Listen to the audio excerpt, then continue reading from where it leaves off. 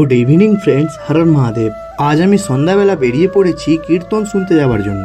এখানে এসে দেখি সেরকম ভিড় তো নেই, তো আমি সোজা মন্দিরে চলে যাই। এখানে অনেক ভিড় আছে, আর রাধা কৃষ্ণর মূর্তিটা কি সুন্দর লাগছে দেখতে। ঠাকুরের প্রতিমা দেখে আমি এতই মন্ত্রমুগ্ধ হয়ে গেছিলাম যে আমার সেখান থেকে বেরোবারই ইচ্ছা করছিল না।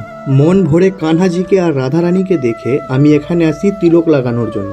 এরই মধ্যে ভিড় বাড়তে শুরু হয়েছে, দিদা সবাইকে তিলক লাগাচ্ছে। আর সেখানে গিয়ে আমিও লাইন দিই আর দিদাকে বলি আমাকে তিলক পড়াতে। তারপর আমি প্রণামী দিয়ে বাইরে মেলার দিকে যাই।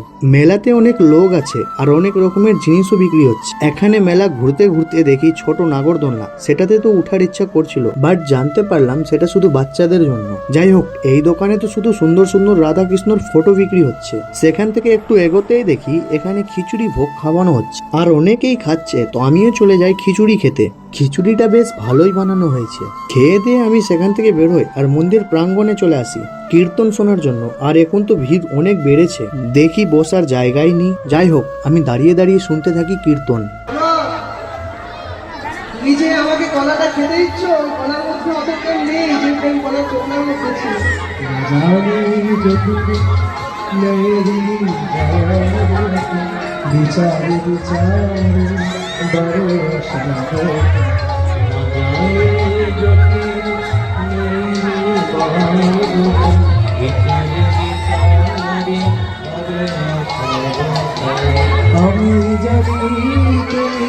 কীর্তন শোনার পর আমি আরো একটু ঘোরাঘুরি করি, তারপর সোজা বাড়ি চলে আসি। তো আজকের জন্য এখানেই, পরের ভিডিওতে আবার দেখা হবে। আর হ্যাঁ, যদি ভিডিওটা ভালো লেগে থাকে তো লাইক, কমেন্ট, শেয়ার আর সাবস্ক্রাইব করতে ভুলবেন না। রাধে রাধে।